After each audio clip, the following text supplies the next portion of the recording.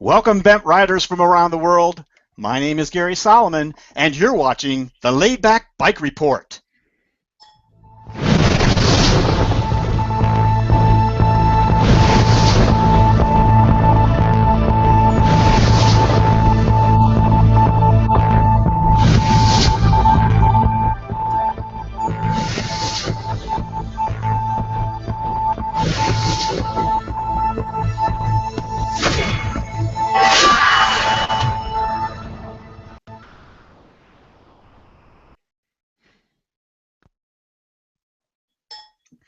We're coming to you live from the Laidback Bike Studios in Pickerington, Ohio, where we broadcast monthly on the first or second Sunday of the month. This live webcast is over, and the intro is over. We'll be archiving it on YouTube. You can always find more info on all of our previous and upcoming webcasts on laidbackbikereport.com. This live webcast is available on Google+, YouTube, Facebook, Twitter, or on our website. If you'd like to make a comment, the easiest way to do this is to do it on YouTube. So if you're watching from a viewer on Facebook or Twitter, click on through to the YouTube site and leave a comment there. We will have a chance to take a look at it, and if it's a question for our guest, we'll bring it up to the guest during the show, and we'll do it that way. So if you're on Google+, you can leave a comment right there on the event page, and we'll also be able to see that. So I hope you will make this webcast interactive by asking your questions and making comments. That really makes it a much more exciting kind of venture for us. So the format of the webcast is one of about 5 sections. We have a presentation or an interview of a special guest. We have the Recumbent News Report from the Laidback News Desk, the Recumbent Sports Report from the Laidback Sports Desk, open question and answer period from the audience, and the Google+ Recumbent Bike Rider Community Business Report. So we won't be having a news report, unfortunately. This time we don't have Travis with us, but we hope to have that back shortly. So let me introduce the panelists that we do have with us today. First of all, we have the moderator of the Bent Society of Southern Florida Community on Google+. It's Carl Kidd. Carl helps to produce the webcast, does some of the live comments and some of the directing, and we'll be working with the pictures that you'll be seeing today. So, hello there, Carl. Well, welcome from South Florida. Looking good down there. Next, we have Lars Kamm. Lars comes to us from Salzgitter, Germany. He blogs at www.streetmachinist.de and helps produce and direct this webcast. So welcome, Lars. Hi. And finally, we have Denny Voorhees. Denny has been a recumbent rider for more than 10 years, and he's a frequent contributor on many online bent forums. He's coming to us today live from Sayre, Pennsylvania, and he's now anchoring our Laidback Sports Desk. So welcome to you, Denny. Hey, how you doing? I really resemble an anchor, too, by the way. You do resemble an anchor. Well, I hope you'll be able to move after the show. So I do, too. All right, thanks. Good to see you, Denny. So let's get on to the special guest of the month. Our guest today started his fascination with bikes as a very young man. Repairing, modifying, and riding bikes are the fabric of his life story from those early days right up until today. He's renowned in the bent community in places far from his small Alfred Station, New York community. When asked how one should determine the right recumbent bike to buy, he once said, "Take the seat and apply it to your butt. Do this for 10 to 20 miles with 10 to 20 bikes until you're positive which one you want." His story is one of perseverance and eventual triumph over early challenges in his life. Our very special guest today on the Laidback Bike Report is the bicycle man, Peter Stull. Hey, Peter. Hey, how you doing? That's a pretty neat guy you're talking about. Is he here somewhere? Yeah, he's actually showing up on the screen right now. There he is. Gosh. So I hope you can live up to that. So we're going to find out here in a minute. So, all right, ladies and gentlemen, Peter has created a presentation of his story. So without further ado, let's go ahead and start there. Peter, take it away. Well, thank you. Let's go to the first slide, and I'll just ramble on as we go here. They said I've got an hour to ramble, so here I come. So you'll see this is a sign over our previous building, and it says 1966. For years I thought that I'd started selling bikes in 1966, but a couple years ago we emptied out a closet, and doing a remodel, I found some papers that I'd written in high school, and one of them said that I started selling bikes in 1969. So we now have a more authentic source than my memory, and the sign should say 1969. What happened in 1969 was I was helping a friend clean out his parents' garage, and his mother said, first thing you have to do is throw away those 2 bicycles. And this is 1972 here. But in 1969, so he had these 2 bikes to throw out, and I got my mom to drag them home, and I fixed them and sold them, and by the time I got out of high school, they're 25 bikes. Now this picture here is 1972 in my parents' basement where the bike shop was. I had, as it says on my LinkedIn page, it says I established a manufacturing facility in the basement and a sales office in the front yard, you know, so it's a very upscale kind of a deal. This is 1972 after the floodwaters went down from Hurricane Agnes and the bicycles strewn about the basement. Let's go to the next slide. During the cleanup, my friend and I got on bicycles and went to Ottawa, Canada. we had a marvelous time, actually. I'm the one there with the white handlebar bag. Actually, it's a seat bag mounted on the handlebar. We were not particularly prepared for the trip, but we absolutely had a ball. And I tell people, if you have a choice between having the money to take a trip or the money to get the equipment you want for a trip, take the trip. Because it's not infrequently that you have the money for the trip, but not for both. And by the time you get the money to do both, then you don't have any time because you're now employed. Let's go to the next one here. So then I went to college, and after I left college, actually during college, I met Willie Hand. This is Willie and his pony, Dolly. And we met him walking along the road one day, and we stopped to talk to him. We got to be good friends. And when I was leaving college, I asked Willie, could I move into your house and sell bicycles? And he said, that would be great. Let's move to the next picture.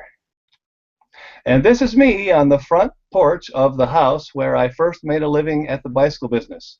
And you'll notice behind me there is a couple bicycles on the porch. Most of the bike shop this first year was actually on the front porch. This was the agglomeration of bicycles I collected since I was 14. And I was having a great time doing my back to the land deal, although you can't tell from this picture, but this is actually pretty much downtown. There's neighbors about 50 feet on each side of the house. And on to the next picture. And this is my parents. After I survived 1 year there, they decided that maybe I really was going to do this bicycle thing, and they loaned me $2,000. So I cleaned out the living room at Willie's house, and I painted the walls, and I actually purchased items wholesale, which was pretty neat. And I invited them over one evening to tour the bike shop, which of course didn't have electricity. You'll notice I'm holding a kerosene lamp there. And it's not actually that, you know, I have that deer in the headlights look. That's because Dad took the picture with a flash. So if my mom doesn't look real delighted about the condition of this place I'm living, then that's only because she wasn't real delighted about the condition of the place I was living. And I was there for 2 years. The second year I was there, somebody suggested I sign up for food stamps. So I went over to the county, and I signed up for food stamps, and I gave them my bookkeeping from the business, and they said they didn't believe it. No way you could live on what you're making here, so you're lying to us. And I said, no, actually, I live on $5 a week. And they said, well, how do you pay the rent? And I said, well, Willie doesn't charge us any rent. Well, they said, how do you pay the utilities? And I said, well, there aren't any utilities. They said, so Willie pays the utilities too? And I said, no, there aren't any utilities. There's no electricity, there's no water, there's no gas, there's no phone, there's no utilities. And then the lady there at Social Services said, no one should have to live that way. If you give up this silly bicycle thing and rent an apartment, we would pay the rent, we would pay the utilities, we would send you a check the first of every month, and we would give you food stamps. Well, needless to say, I said, no thank you. So then they sent someone. They thought I was lying, so they sent someone to inspect the house and prove that I was lying. And they walked through the house and said, "You're not going to have any trouble from us." And they went back to the county seat. But then the Board of Health condemned the house and threw me out. So I had to move. And let's go to the next slide. Whoops, that was 2 slides. Anyway, is there a slide in between those two? Ah, there we are. This is the next business, the location for the business. This was a pizza shop that had failed, and I rented it for $200 a month, and we moved out the pizza equipment, which the landlord promptly sold to pay the rent that the previous guy didn't pay. And this is actually me leaving work one day. Well, not really. I just wanted Dad to take a picture, so I jumped the bike out of the front door. This is Bikezilla, I called it. This was built in '76 in Andover. It's an old Schwinn frame with heavy-duty wheels and tires. It has a rear disc brake and 5 speeds, and I climbed flights of stairs with it, short ones. It weighed like 65 pounds. Everything's steel and heavy, and I built the wheels really, really rugged, overly rugged. I never had to true the wheels, but I broke 4 frames. Next slide. Okay, that I thought was 2 slides too. Isn't there one? There we are. That is Bikezilla on top of the local landmark, and this picture won Bicycling Magazine photo contest. And when people ask me how I did this stunt, I tell them the most difficult thing about this stunt is that it was done in an entirely dark room. It was done with a razor blade and 2 negatives. So a friend of mine, Carolyn Wright, did that. She still is a photographer today, professional photographer. Nowadays, I assume she's using Photoshop, however. I expect she is. I'll ask her. She's a friend on Facebook. I'll ask her about that. Next slide. And this is the showroom in the bike shop. And you'll notice I'm hiding, doing my Where's Waldo imitation there on the one side in a white sweater. And on the other side, there's a Bob Jackson frame hanging up, which a friend is trying to sell on commission. I had an old CeeLo Pacer that I bought after it had been crashed, and one of the frame tubes bent. And I bought it and got the frame tube replaced and painted it white with Rust-Oleum because I didn't have money to do anything else really. So, and that anyway, I went to a race and I beat him on the Bob Jackson, so he put it up for sale. And you'll notice later on I bought it. I think I paid $190 for it. Next slide. Then the pipes broke. You know, I've always, these days I was always leaving buildings with a story. So the story here was I went away for a couple of weeks in the winter, and when I came back, the pipes had frozen. I mean, everything froze. The toilet broke. Okay, everything froze. And it occurred to me as soon as I got back that the landlord was a lawyer, and I was going to be in deep doo-doo. So I went to the post office all upset, and I got the big stack of mail you get after 2 weeks, and I went through the stack of mail throwing away the ads, and there's a letter from the law office, from the landlord's office, and I thought, oh no, how did he know about this already? It's, you know, he's suing me or something, you know. And I opened the letter up, and it said, due to a change in our insurance, immediately stop using the wood stove. So that was Saturday. I called him up Monday and said, well, I stopped using the wood stove. And he said, okay, thank you. And I said, yeah, and then the pipes froze. He said, what? I said, well, remember the pizza oven you sold? That's how the previous tenant heated the place, and there's no way to heat the building now. So, well, that didn't improve our friendship at all. But then I started looking for another building, and let's move to the next slide. I found an 1849 schoolhouse with garage doors in the front of it, and I bought it for $5,000. My parents loaned me the money. They have been very good at loaning me what I need when I need it and giving me just enough rope to get along but not hang myself. So they did a good job there, and they loaned me the money for this building, and I opened with garage doors, and when it was open, it was open. Next slide. And then I found a storefront that was from 1879, and I bought it for $100 and moved it about 200 yards down the street. And this is Don Lindeman and I putting it in there. He was the carpenter. I was the unskilled labor on that project. But we put that in, and the bike shop was actually there for 31 years. When I started in that building, it was a very large building for the number of bikes I had. Every personal bike, I had 4 bikes that I rode: the grocery cart, the mountain bike, the racing bike, and the cheap ride around town and crappy weather bike. And I put them all in the showroom just to make it look like it was a bicycle shop. Next slide. This is the inside of that bike shop. You'll notice I have a high wheel there. This is soon after I got the high wheel. You'll also notice, if you know much about high wheels, that the handlebars are upside down. I didn't realize at the time, but the handlebars were upside down on that bike. Next slide. And this is the Bob Jackson that was hanging from the ceiling. I took it on a tour. Mostly I raced it, but if I was going very far, I took my fastest bike because that's what you do if you only travel by bicycle, right, Lars? Next slide. You bet. This is me on a racing. This is at Watkins Glen, actually. I'm going uphill through the chicane here, much slower than the guys you see on TV do. But that was a fun race. I came in fourth in that one.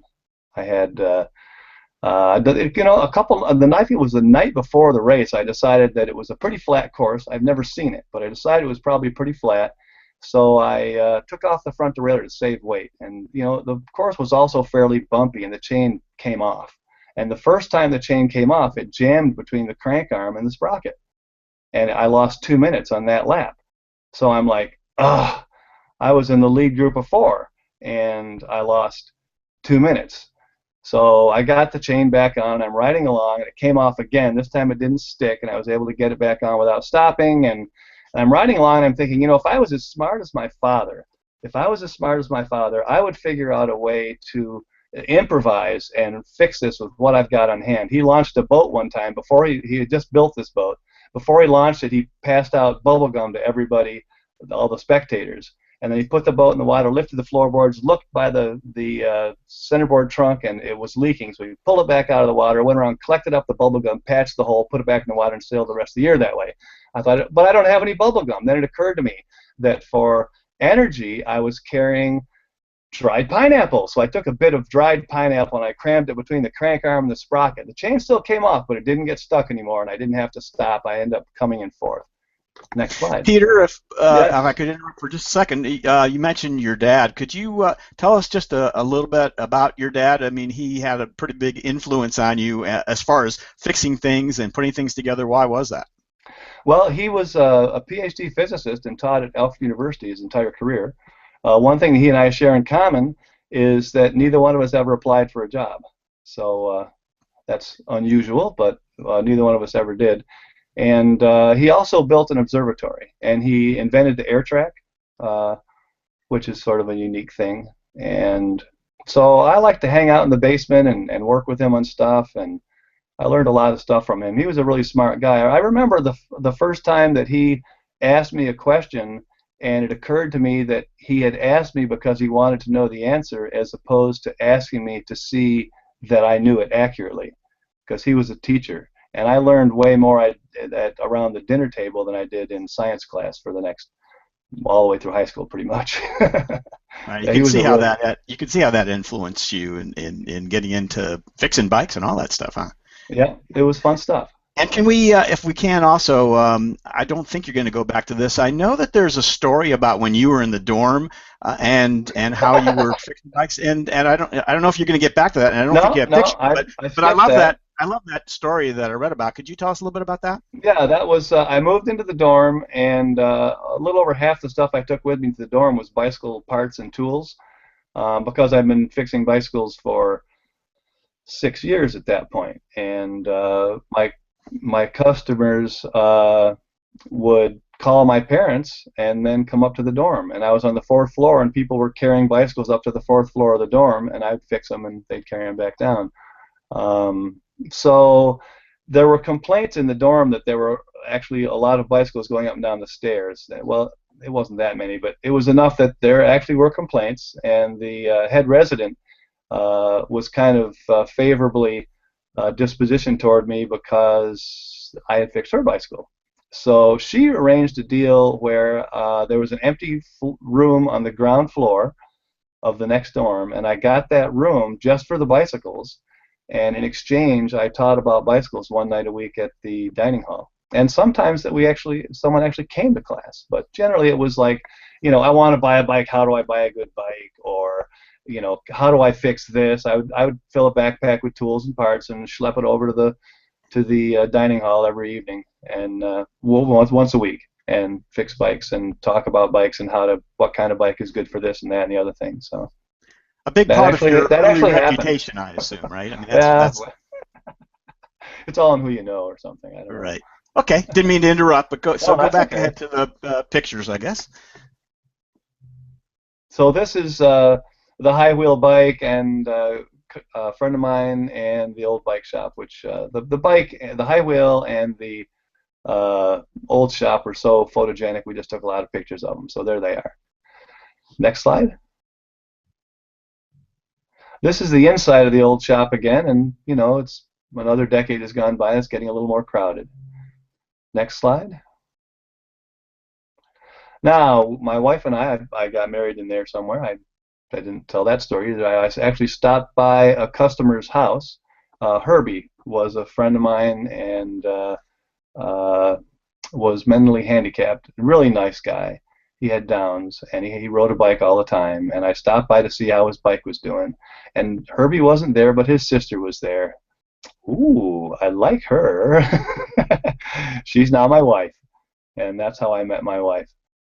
So anyway, this picture is our daughter, Rachel and Abby, our two daughters, in the trailer behind my bike. And at about this time, this was around 1990, and you know, I was a small one-man shop, kind of struggling to support a family. In 1990, we actually lived on just a little under $15,000. That's what the shop made, and my wife was a part-time nurse.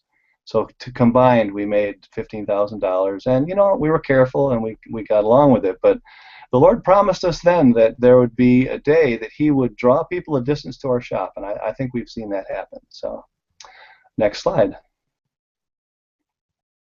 In 1995, I bought my first Recumbent. It was a Rans Rocket, a square tube with the 1620 wheels. And that's the first year that Rans made the rocket, and it's the first year that Rans made the seat with the mesh behind the back and the foam under your butt, which is the renowned Rans seat that's copied by so many. I mean, it's kind of, it's the standard by which other seats tend to be judged. The first Recumbent I ever rode was an Avatar in the Bicycling Magazine booth at the New York City Bike Show in the Coliseum in New York City. And I rode up and down the aisles. The second one I rode was a hypercycle that someone brought in the shop for repair. And of course, I always test rode everything because that's why I fixed bicycles, because it was fun to ride them. So I test rode everything. I rode that bike, and then I went out and I bought this bike. This is at the start of a century ride, and it was supposed to be rainy and it was fairly cold. So I cobbled together a really crummy fairing that was a whole lot better than nothing. It's made out of a broom handle and an old sew-up rim and some cardboard and spray paint, and it definitely paid for itself that next 100 miles. Next slide. Well, we skipped one. Okay, we were, like I said, we didn't have a lot of money, so our winter vacation was to drive to Maryland and visit some friends, because we could stay with them for free, and they were near DC, so we could go to the Smithsonian, and we'd go to the Smithsonian and had a lot of fun. And one day we were in the American History Museum. We went to the room called Hands-On History, and they had two high-wheel bikes that were on exercise stands, so kids could see what it felt like to ride a high-wheel bike back in the day. And when I got there, one of them was out of commission, and the spokes were loose. And I looked at it and said, "Oh, it's too bad I didn't bring my spoke wrench. I could fix that." And the blonde there, Heather Paisley Jones, who was the head of that part of the museum, she said, "Oh, you mean you make house calls?" And I said, Yes, that's what I mean." And I gave her a business card. From then on, every winter, I would schedule in the late winter a service call to the Smithsonian, and I would go down there and tune up their bikes. And next slide. And they would pay me. So I charged $225 to make a service call from New York to Washington, D.C. I think that's pretty reasonable. But actually, that was our cost to drive the van round trip. So now our vacation was entirely free, and it was just such a blessing for us that we could do it, because otherwise we couldn't really afford to do much of anything. But that worked out real well for us. Next slide. And then this is 2001, and I'm off to the New York City Bike Show, which was in the World Trade Center, in the mezzanine floor of the World Trade Center. And I've got a dozen recumbents there, one of each of several different things, and went to the World Trade Center. But it was several months before it came down. All the video of the World Trade Center coming down was pretty abstract to me, until there was one picture of the some of the wall of the first floor still standing afterwards. And when I saw that, it struck home because that looked like the door we walked in and out of all day. It was a 3-day show. One day we decided that we were going to put as many people as we could on a recumbent for the first time. So we emptied our booth, left one bike in the booth and a hand-lettered sign that says, go out to the test ride area. And we had 11 recumbents out there, and it was between the two trade centers. So at lunchtime, there was a lot of foot traffic going by, and we just accosted people and said, come ride a recumbent bike. And we think we put we're estimating about 150 people on a recumbent for the first time that afternoon. And, you know, we were doing it by, you'd sit on the bike, we'd adjust it to fit you a little bit, then we'd sprint up to speed and give you a push. And I'll tell you, after doing that 150 times, we were tired that night. Next slide. Did any of those people contact you again, Peter? No. Well, some people I met at the show I'm still in contact with, but I don't think anybody that took their first test ride that day did. We sold one bike, though, because it was really hard to get 4 bikes and all the seats and front wheels inside the van. So sure. we had a sale on the curb and sold one. Must make room. Is that what the sign said? Must make, moving sale. Okay, go ahead. We loaded the van in one of those don't even slow down here zones. This was after a truck had blown up in the basement of the World Trade Center, and they didn't even want you to slow down near there. So this is later in the year, 2001, and I took my Reynolds Wishbone recumbent to Saint Eustache near Quebec and did the HPRA North American Championships. And actually, surprise, surprise, I won. I was shocked. In the first race, George Reynolds, who built my bike, was also there. And in the first race, George came in first and I came in second. In the second race, George came in first and I came in second. In the third race, it was, I won't go into the details, it was a complicated race. And I was out of the race when George made a mistake because the rules were in French and poorly translated, and he was disqualified. So I got a second and a first, and George got a first, and it did not finish. So I actually won, which is ridiculous because George was ahead of me. It totally ate my bacon that day, but officially I won. Next slide. So in 2002, we took a ride and took our kids out to the Grand Canyon, and then went to Florida to the cat trike factory. And after the tour, which was really neat, and Paulo's a great guy and was so informative, just tremendous guy. We walked out to our vehicle, and Paulo said, "Is that the bike you make?" And I said, "Yeah." He said, "Can I take it for a spin?" So I got my linear off the back of my bike, off the back of my car. Actually, this must have been 2003 if I had it, because that's a bike we welded in New York. So it was 2003. Paulo took it for a ride, and when he came back, he said, "I could see riding one of these all day." So, of course, we quote him on our website. Next slide. My wife and I took a ride. This gives you an idea of what it's like around Allegheny County. It's pretty rural. It's kind of hilly. It's a beautiful place to ride. Next slide. So, I think we skipped one there again. This is, there you go. This is Brian Ball hiding in a Varna. He had a Varna for a while, and he brought it in the shop to get rebuilt. When he brought it in, the bike, I believe, held the record for female distance in 12 hours. Anyway, he brought it in the shop. It was a 4-speed, and we rebuilt this, that, and the other thing and got it to fit him. And when we were done, it was a 6-speed. Next slide. And there we are with the shell off. That's how we learned to ride it. You take the top half of a Varna off, and away you go. And Peter? Yes. How about talking about Brian and his association with you at the shop? Is that something you were going to talk about, or? No, I passed that. I'll go back. Sure. Yeah, let's talk about that a little bit. Well, Brian got out of the military, and he came looking for a job as a bike mechanic, and he'd bike mechanic before, so I hired him. And he was seasonal. He was going to work summers, and in the winter I just didn't have any work, of course.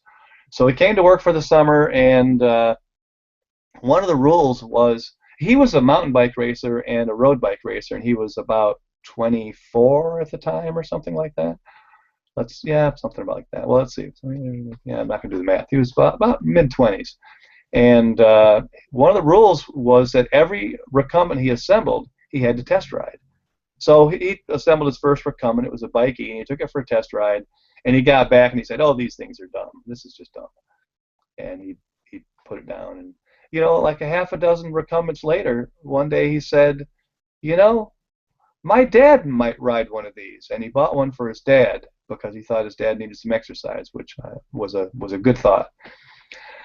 About 3 or 4 weeks after that, one day Brian came in looking kind of down, and he said, I just figured out this morning that I haven't pumped up the tires on my $2,000 Italian bike since Dad got his Bikey because it's just so much fun. And the monster was born. In the next year, Brian owned 20 different recumbents. He'd buy a bike and he'd trade it and buy it and trade it and buy it and trade it, and the next thing you knew, he started BentRiderOnline.com. Where he is to this day, and in fact will be on the show next month. So we're looking forward to having him. But it's a great way to segue into that one. So I knew you had a lot to do with his start, and I know he gives you a lot of credit for being there at the start for him. So I just want to make sure we got that in there. So okay, go ahead. Sorry, Pete. That's okay. Brian and I are really similar in some ways, and the year that he worked for me that summer, we had a tremendous amount of fun, but we couldn't find anything. A tool that we didn't use very often, a repair would come in that needed that tool, we would look for like 3 or 4 days, then we would just order another one because forget it. Fortunately, the next employee I had was extremely organized. That was Keith, and he was extremely organized, and I learned a lot from Keith that way. So things really improved after Brian left. Is that what you're saying? I did not say that, Brian. No, I'm just stirring it up. I'm just kidding. If I can interrupt one more time real briefly here, I wanted to talk to our viewers real quickly here and remind you that if you have a question or a comment for Peter, this would be a good time to hop on YouTube and make a comment, or at the Google Plus event page, or even on Twitter if you're watching there. Feel free to, on Twitter, it's hashtag Laidback Bike Report, and any of those other places, just go ahead and leave your comment. We'll be watching, and we'll bring it to Peter at that time. So, all right, go ahead, Peter. Thank you. Let's see, what's the next slide here?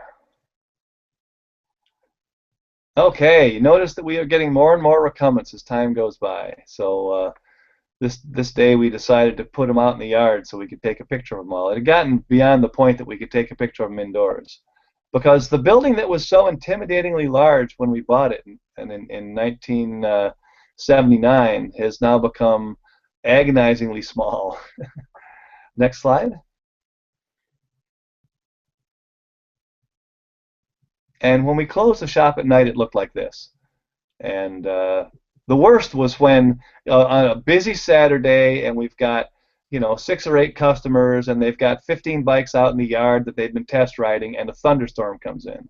And suddenly everybody runs inside, and we bring in all the bikes, and now we've got 6 people stranded in different corners of the shop, totally surrounded by a sea of bikes that aren't really put away where they ought to be, and nobody could move. And then we're trying to put away bikes while, it was, I wish I had a video. No one would believe it. Next slide. It was so small in the old shop, we actually had a lathe that was outdoors. And this is Keith there with the vest on, looking cold. And so we're actually working outdoors with a lathe. We ran out an extension cord and pulled the tarp off and ran the lathe. It was a 1957 South Bend, a good old machine.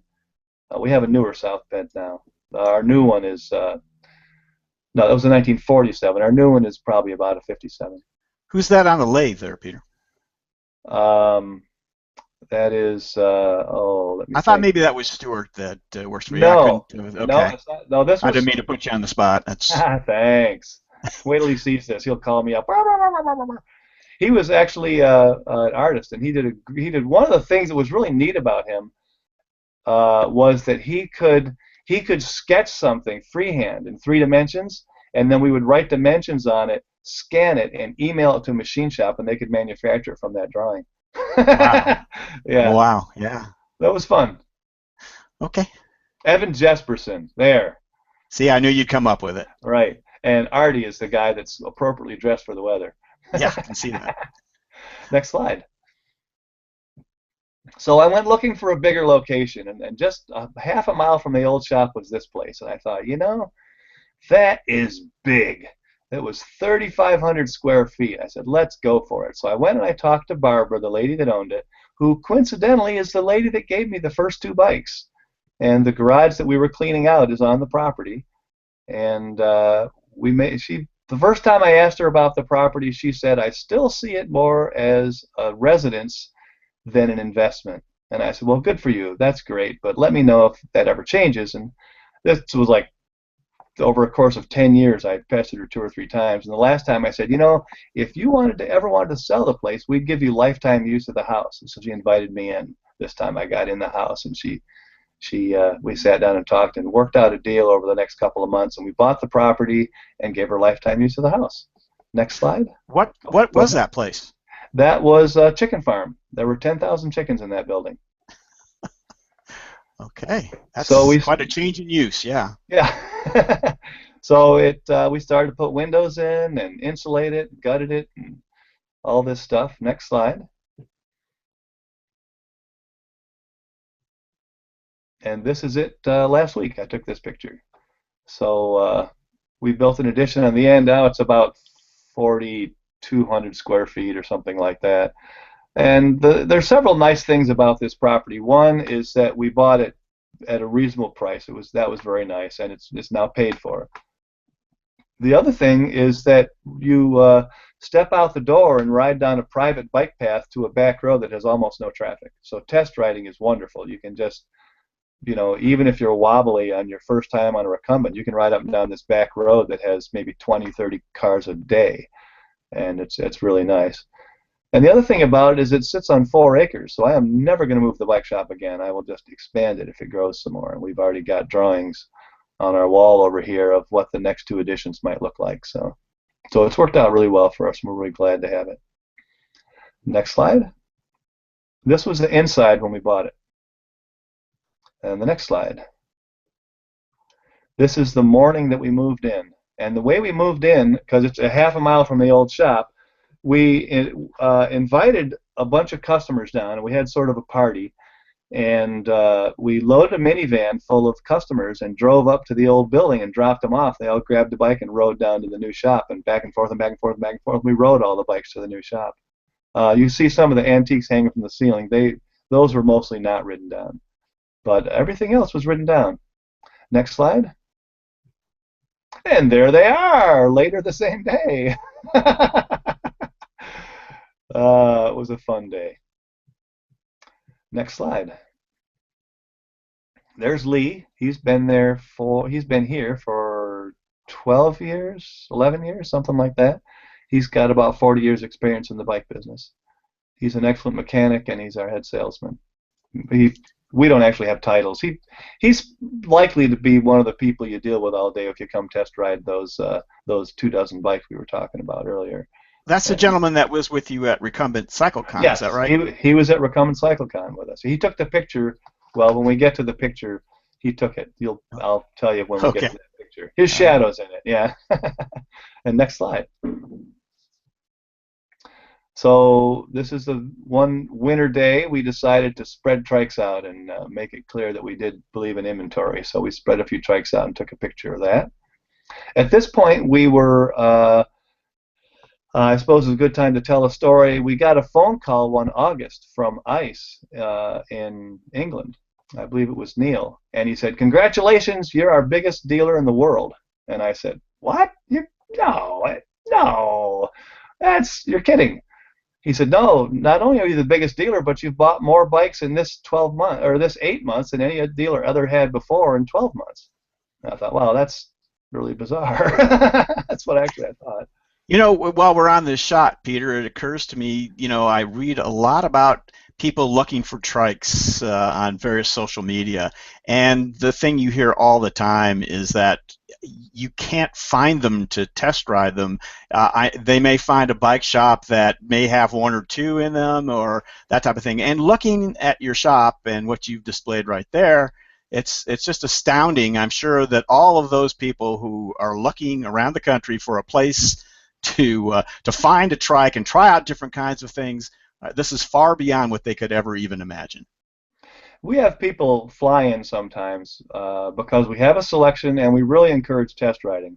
One day somebody came in the shop and they walked up to me and they poked their finger in my chest and they said, "I've read your webpage and it says people drive up to 200 miles to try your inventory. We've just come 250 miles. You're going to have to edit your webpage." And we talked for a while about the bike trails where he lived in Ohio. And then the next customer came in and I said, "Hey, folks, how are you? Where are you from?" They said, "We're from Chicago." And the next customer after that stepped in the door and put his hands on his hips and said, "Good day, mate."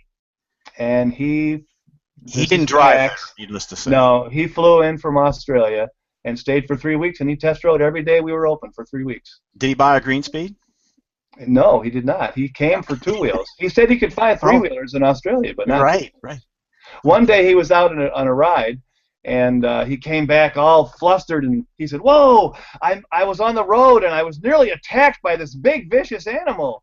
And I said, "Really? What? Tell me more." He said, "Oh, it's this big animal with long legs and huge horns on its head." And we all looked at each other and said, "A deer?" He met a deer. Wow. But, you know, as I think it was Brian Ball pointed out, most of the animals in Australia are really trying to kill you. So a deer to an Australian looks like a pretty intimidating thing. Probably. So, hi, Max. You know, that's your official. Oh, and I told Max that his office is still open here. So whenever he gets here again, his office is open. You'll be glad to hear. I'll share the link with Max. Make sure he gets that. All right. And the next slide. And we were a Catrike's third biggest dealer, and we were the 10th biggest in the top 10 of TerraTrike dealers. So I just think it's really funny being in a small town that that actually we have customers come from all over. It's kind of neat. Next slide. And actually at Recumbent CycleCon, we won the Recumbent Dealer of the Year, which shocked me. I couldn't believe it. I mean, I was sitting in the back of the room, and they said Bicycle Man, and I walked to the front, and I'm walking by all these people saying, "You should have had it, and you should have had it. You're better at this, and you should have done that, and you should have had this."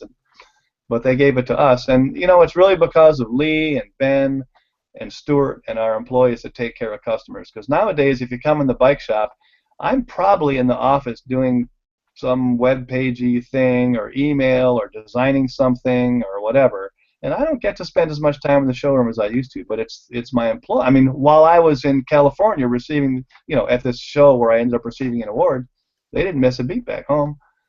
When I go away on a trip, I come back and there's emails saying, "Oh, we came and you know, we've been going back and forth in the email about arranging my trip to visit, and I came to visit and you weren't there, but oh, I had such a great time. They took such good care of me, and I bought a this or that." Yeah, that's pretty much my story, Peter. As you know, a couple things. So that's all well and good, but in fact, I know that you still spend a great deal of your time on the floor, spending plenty of time with the customers coming in, asking questions about the bike, and making sure that if they buy a bike, they know it's the right one and how to best ride and maintain that bike. So, and your staff is wonderful, because when I went in to see you that one day last year, you were busy with customers from Canada, and you were with them for over an hour, and I had to get back to Ohio, so I gave up. But I still admired what you did, and I didn't buy anything from you, so you didn't need to spend time with me. But oh well, then I'm out of here. That's it. And that was 2013, right, on the award that you won? I think it was 2013. Yep. Okay. Yeah, I just want to make sure. Okay, go ahead. Okay, next slide.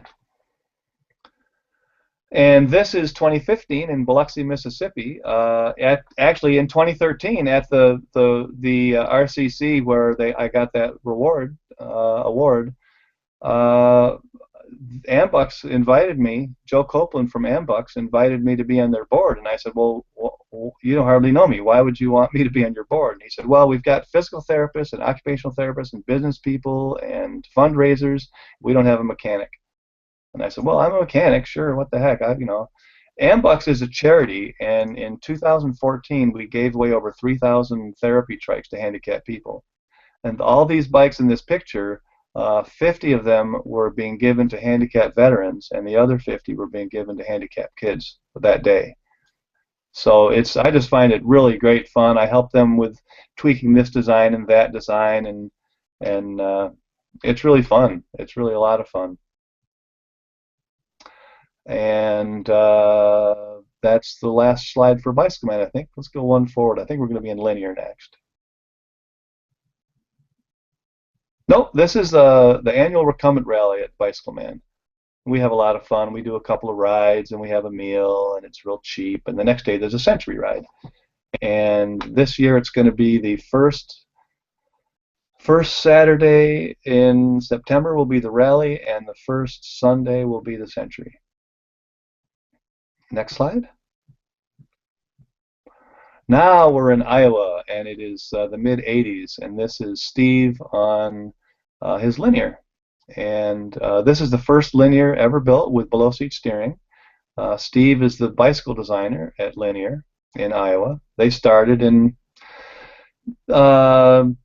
83. They started prototyping, and they were at the show in Long Beach in 85, I think. So this is around in there, and they went to Ragbri a lot. So I think he's outfitted here for Ragbri. Also, that bike is, I was going to say it's currently hanging from our ceiling, but we got it down so I can go out in the showroom later and show it to you. That's the first linear with below-seat steering. It's in our collection. And Steve currently rides a new linear from New York, which he says is stiffer than the Iowa bike, and he likes it. Next slide. This is an ad for Linear from back in the day. Next slide. This is Team Ragbri, or Team Linear. These are the guys that would ride linears across Iowa in the Ragbri ride. And that's where they got a lot of their ideas about improving the linear bike. And, if you don't ride bikes much, it's probably going to be hard to be continuously improving them. And you see the one in the middle with the funny fairing on it. That's Steve with his bike. Next slide. Oh, back up one more. I got something more to say about that. So this is the late 80s. And in the late 80s, Linear was totally cutting-edge technology. It was the first recumbent that had a foam pad under your butt and a mesh back behind your back. And now that's practically ubiquitous in the United States. That's the dominant design. It was the first recumbent seat with a pocket in the back, as far as I know. It was the first aluminum recumbent. It was the first folding recumbent. It was the first recumbent with a seat that you could take off without any tools, I believe. So if anybody disagrees on any of those points, I'm really open to be corrected, because I think that's true. But if I'm wrong, I'd like to know it. Thank you very much.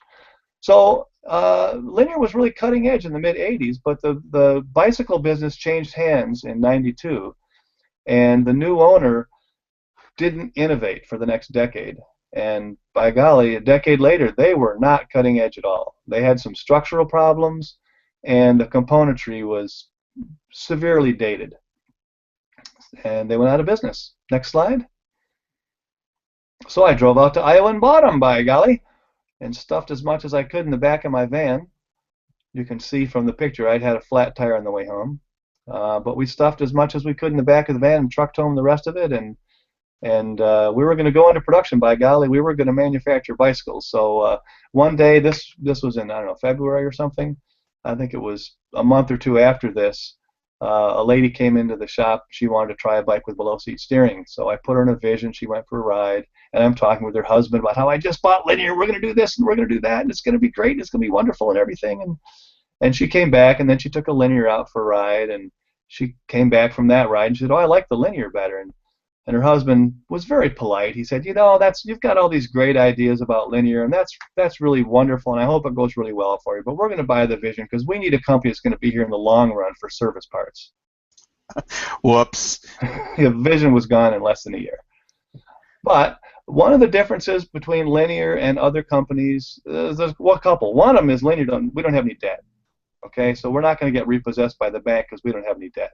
We own our building, we own our vehicles, we own our inventory, everything's paid for. The other thing is that we own a bicycle shop, so we spend a lot of time every day talking to customers that are riding a variety of bikes and trikes, and we have a pretty good idea what they like and what they don't like. And when we get a prototype, we put it out on the floor for a week, and we get some feedback, and we hide it out back again and improve the things that they pointed out that wanted to be improved, and that's our design process.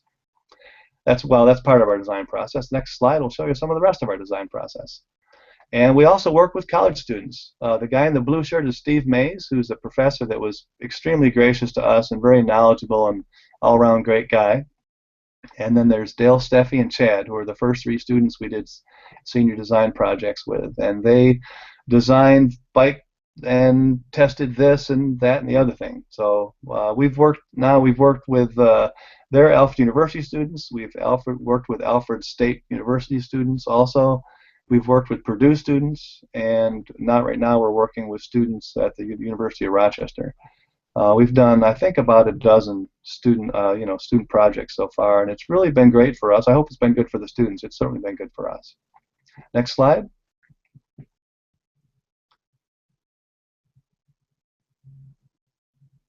Can we have the next slide?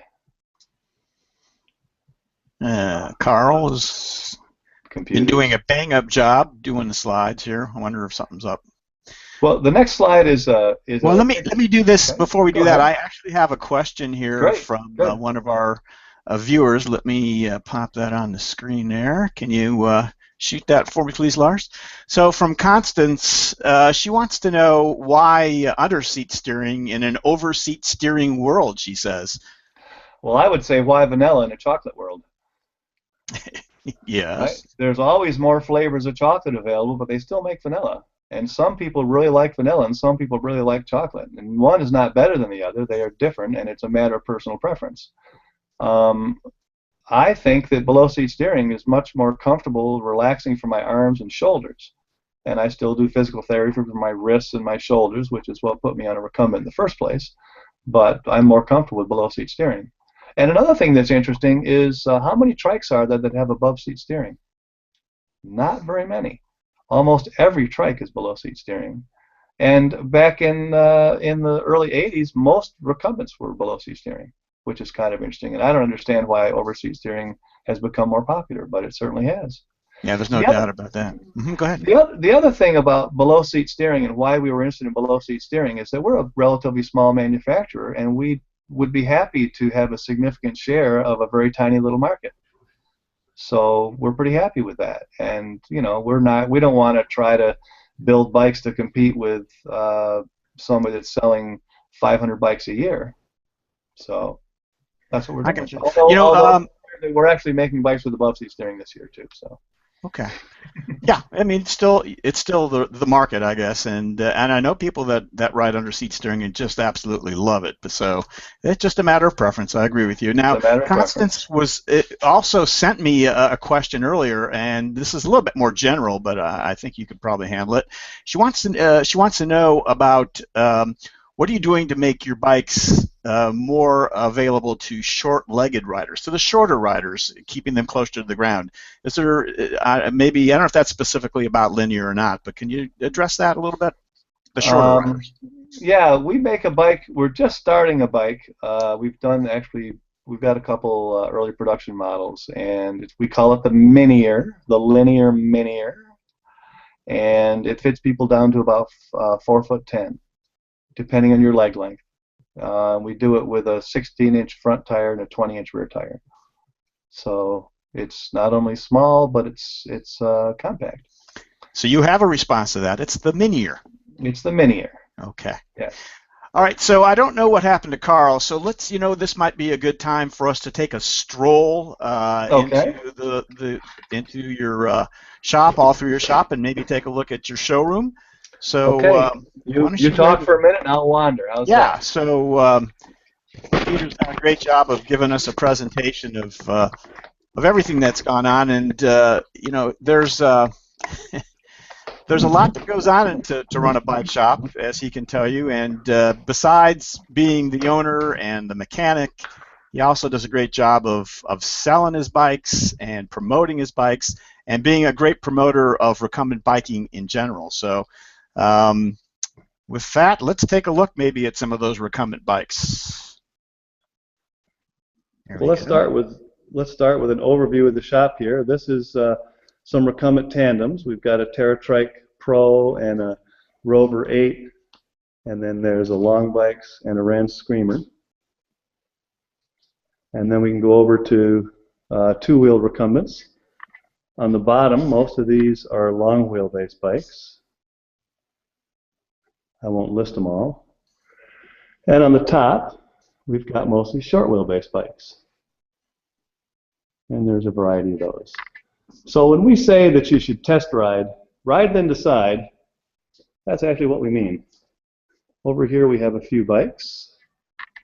And then over here is the trikes. And this is mostly tadpoles on the floor. There's a folded cat trike. And on down the line. And then there's more hanging on the wall, which is kind of hard to see with the light coming in the windows behind them. But it's a pretty good selection. Inventory is down just a little bit now because it's the end of the year. There's a Lightfoot Ranger back in the corner. And over here is a couple of Delta trikes, a Ket Weasel and an Anura. And then there's the collectible bikes. Whoa, what happened? But suddenly I'm getting sort of echoey sound here. But I'm wondering if you've popped your earphones out. No? They're still in. Well, it's not echoing now. Maybe that was it. There we go. Well, Okay. Carl's back with us here, so maybe it had to do with him jumping back on. Okay, well, why don't I go through, as long as I'm in the showroom, why don't I go through the collectible bikes? Sure, that's really what we like to see. Please do. Okay, this is the first linear with below-seat steering, the one that we saw Steve riding in that picture. And that is from the mid-'80s. And then this is a 1990 Rance Stratus. Notice the short handlebar in front of the seat to run the controls off of. I haven't talked to Randy about that, but I'm guessing that it was difficult to get cables long enough to reach from the handlebar to the rear brake and the derailleur. And this is the Rance seat that they had before 1995. It's a bucket seat, and it's a foam-padded fiberglass bucket. Next to it is a Bentec. I don't know a whole lot about those, but someone brought it in for repair, and the frame's not repairable, so we collected it. Yeah, everybody laughs at me when I tell that story. This is a 1992 Ice. It's actually before they called it Ice, and Ice says this is the first year that they imported bikes to this country, and that may be the first Ice trike that was ever in North America, but we can't prove that. But it's a 92. And this is probably slightly earlier than that, but not a whole lot. They don't know a whole lot about it. I'm trying to research it a little more. There's one for sale on Craigslist in Florida right at the moment. He wants $500 for it, which is probably not an unreasonable price. It has a single rear drum brake, so if you're coming down a hill, you don't want to go very fast. It's going to be hard to stop. Ours needs a little work to be rideable, so it's not rideable quite yet. And then one other bike, let me point at one on the ceiling here. This is the 146th TerraTrike ever made. And when I pointed that out to one of the principals at TerraTrike, he said, "Oh, that was one we made in the garage before we could afford a tube bender." And then on the ceiling, this is my old Bob Jackson, which I was, you saw I was in the tour, and then it was hanging in one of the early pictures from the ceiling. It's hanging from the ceiling again. I don't ride it anymore. And then there's all these other collectible bikes hanging from the ceiling, all recumbents, except for I think there's 2 non-recumbents up there. But if you stop in, I'll give you the nickel tour if you're interested. Peter, I think I was, and Lars, maybe you can help me here. I was playing around trying to get the pictures going. I think I've got them, but I might have overridden a couple of those bikes. Lars, did you see what I missed? You're muted there, Mars. Yeah, no, I don't know what you mean exactly. Okay, so did everybody see those bikes that Peter was talking about? Yeah. Oh, yeah. Okay, We're good. We're good then. Okay, that's fine. Okay. Go ahead, Peter. Sorry. Okay, well, this is an Avatar 2000 here, and this is kind of a unique bike. This is not just an Avatar 2000 from 1980. It's also the first recumbent ever in Paris, Brest, Paris. And I actually got to meet the original owner and get the story. He started the ride, met a guy, and they rode together from Paris to Brest. And they got to Brest with some spare time.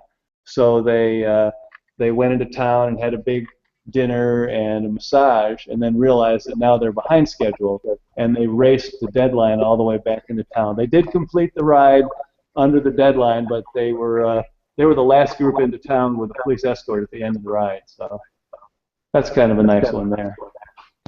And here's the old sign with the wrong date on it. Oh, well.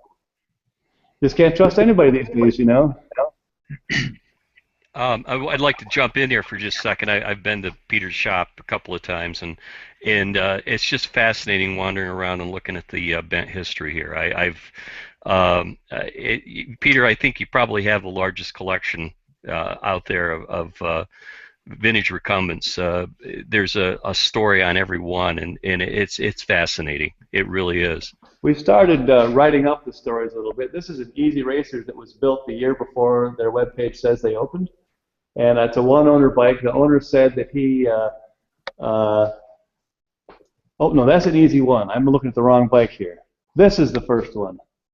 This is a year before the webpage says they opened. The other one is an easy one made in America. That's the easy one is the first design, recumbent design built in America and later imported from Taiwan.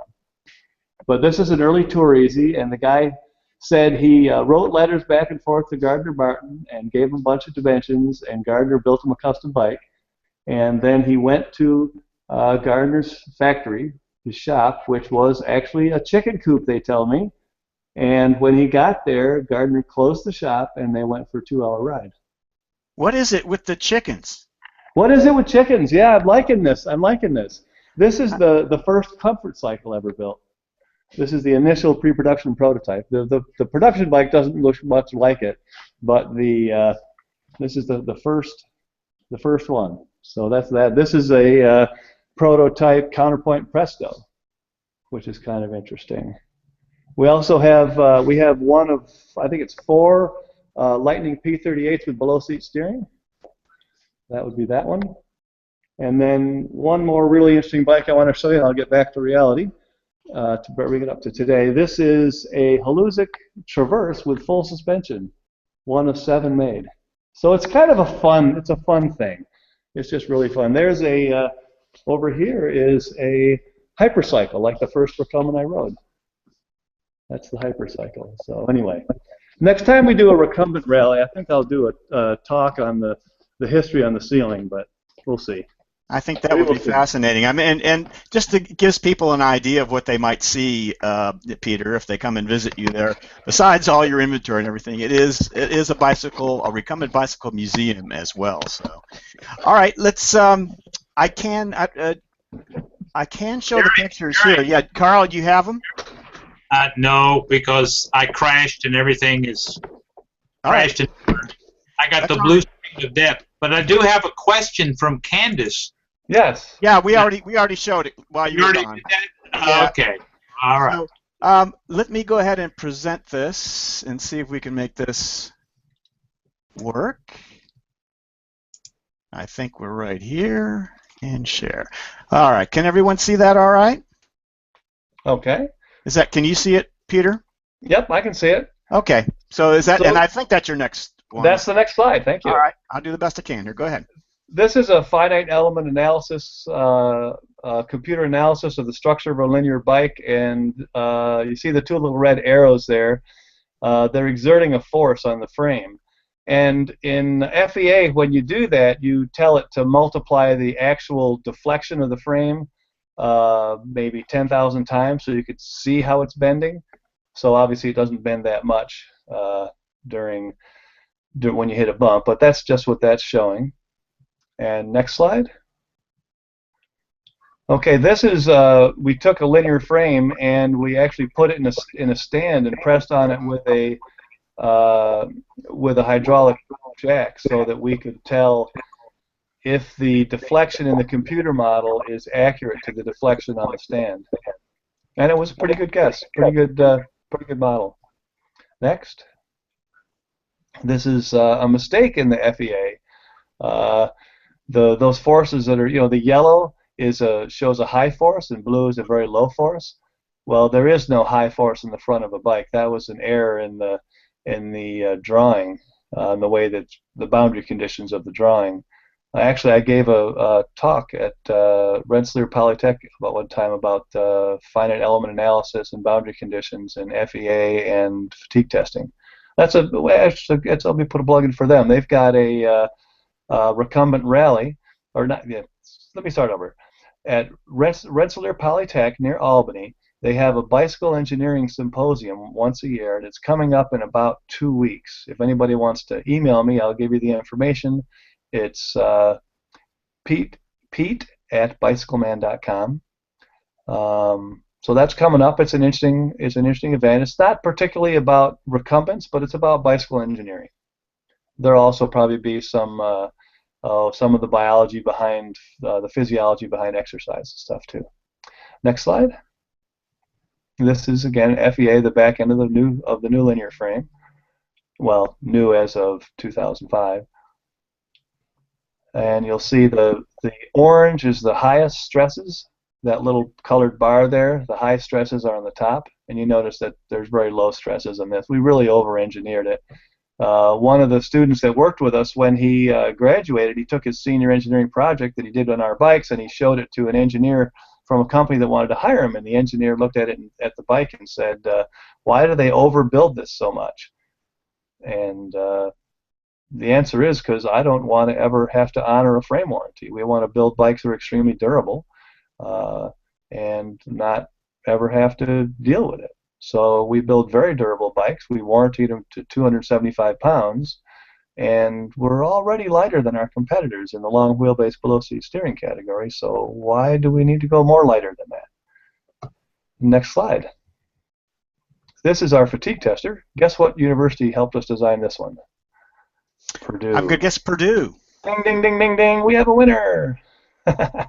So this pushes on one pedal and then the other pedal and then the seat mount, and it pushes up to 285 pounds on each pedal and 1,900 pounds on the seat mount. So you can see we're pretty aggressive about beating bikes up. We want to discover what's wrong with them before customers get them.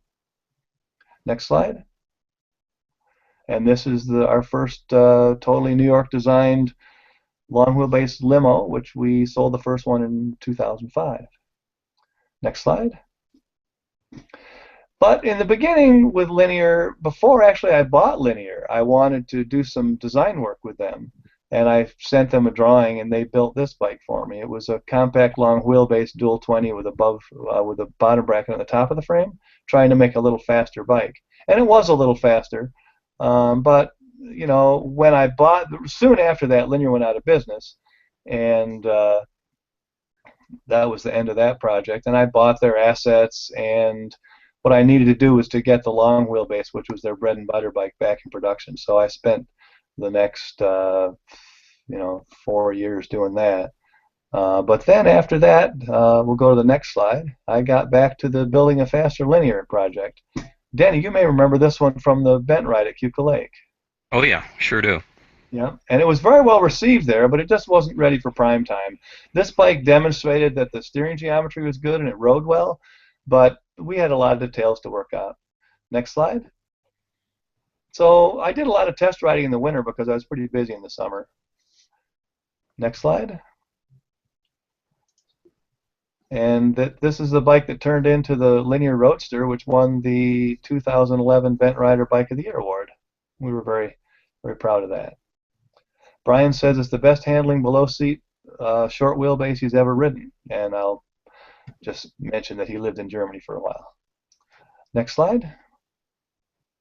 Now, on the left is the extrusion that the bikes were built out of in Iowa. On the right is a new extrusion that we've developed in the last 4 years. And it's a little bit wider, and it's a little bit thinner wall, so it's lighter per foot, and it's about twice as resistant to bending sideways, which means when you pedal it doesn't flex as much.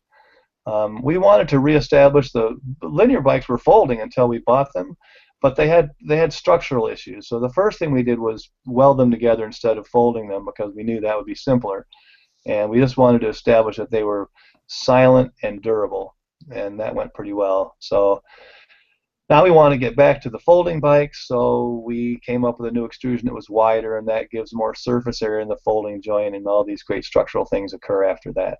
Next slide. So here we have a folded long wheelbase Linear in the foreground and the same bike in a non-folding version in the background. So the long wheelbase Linear will all fit in the trunk of a Toyota Corolla, which is kind of a neat thing. Next slide. This is our booth at the Recumbent CycleCon in Ohio last month. Well, was it? Yeah, last month. No, 2 months ago. Well, No, no, it's whatever. Oh, yeah. It's We about arrived. 6 weeks. We arrived in September, and the show ended in October, so it was that weekend. Next slide. Everything that was in our booth arrived in a Scion XA, which is a tiny little hatchback.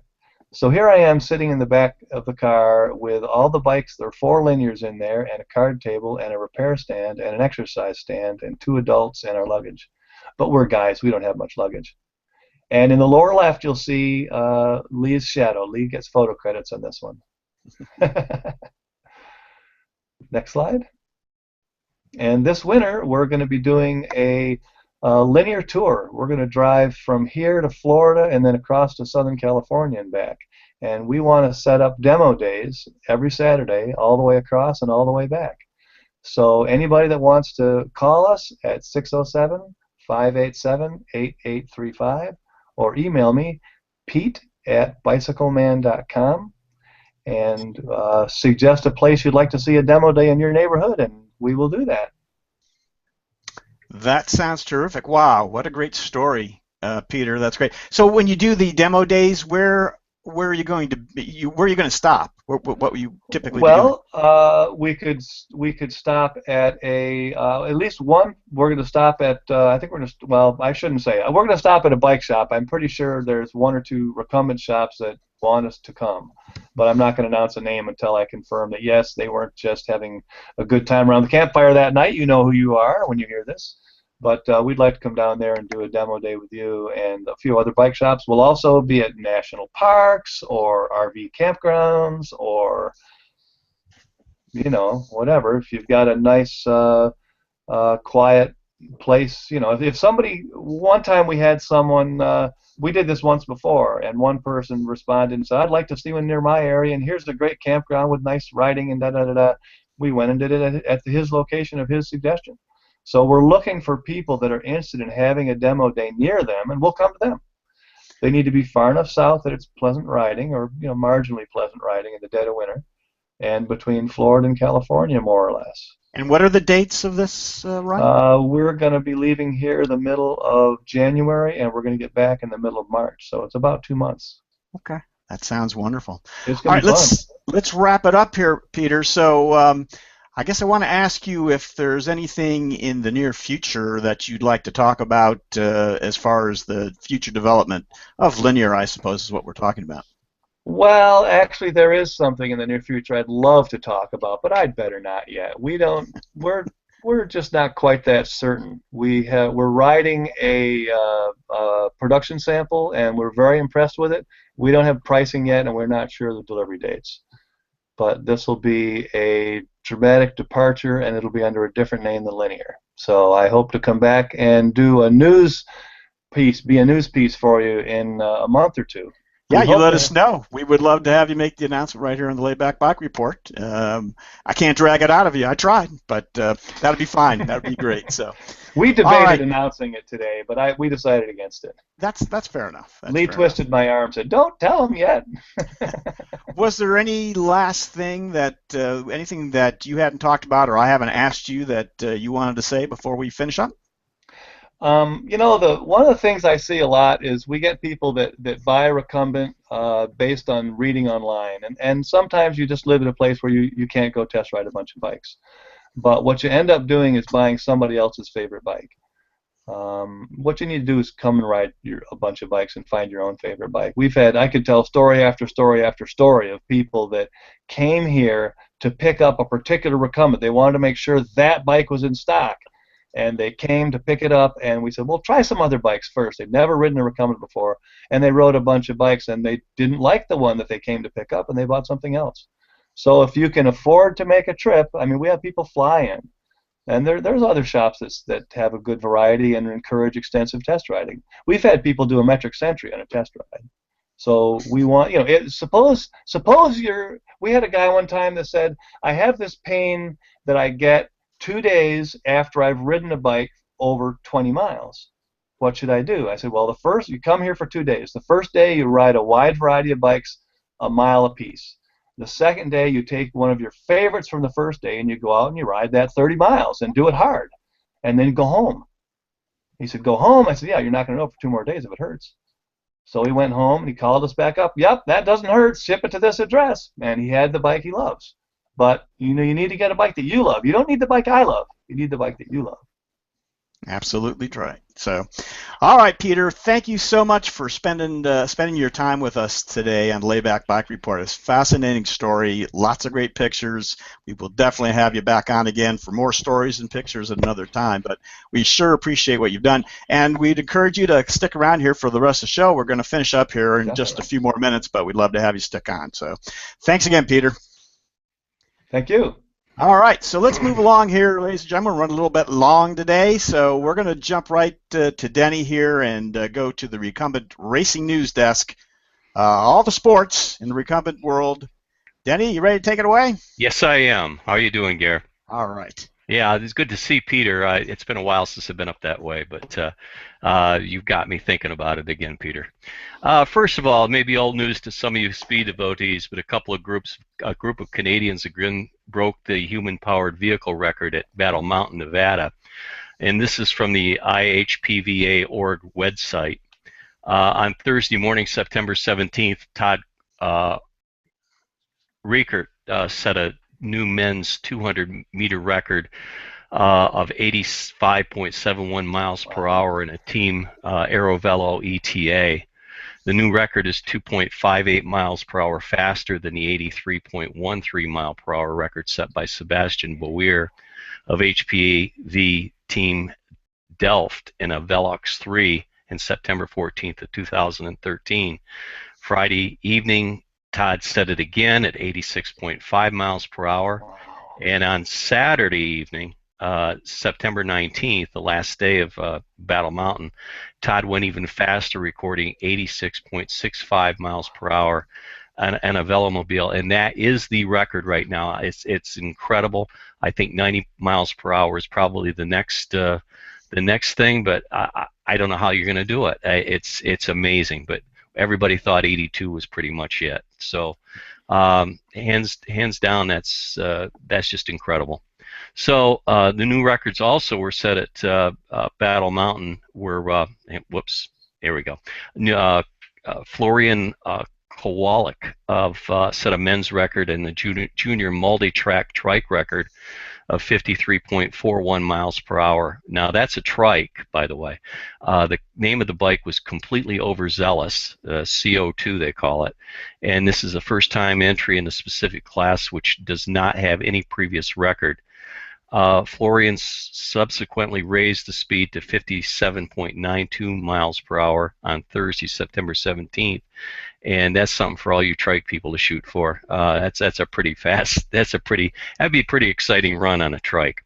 Liz McTiernan reached 24.72 miles per hour on an unfaired hand cycle, beating the prior record of 21.39 miles per hour, which was way back in 1992 by Michelle Malowicki. On Tuesday, September 15th, Ellen Van Vogt set a new women's multi-track record of 51.91 miles per hour. This is trike again on a Completely Overzealous 2, and then raised it on September 17th to a second record of 54.453 miles per hour on the same vehicle. Lots more of the Aerovelo story on their website at www.aerovelo.com. Pretty interesting stuff there. Last weekend was the endurance race known as No Country for Old Men in Alpine, Texas. Ultra race distances were the 208-mile Ed Tom Bell, the 383-mile Anton Shugat, and the incredible Ed Tom Bell 1,000-mile race.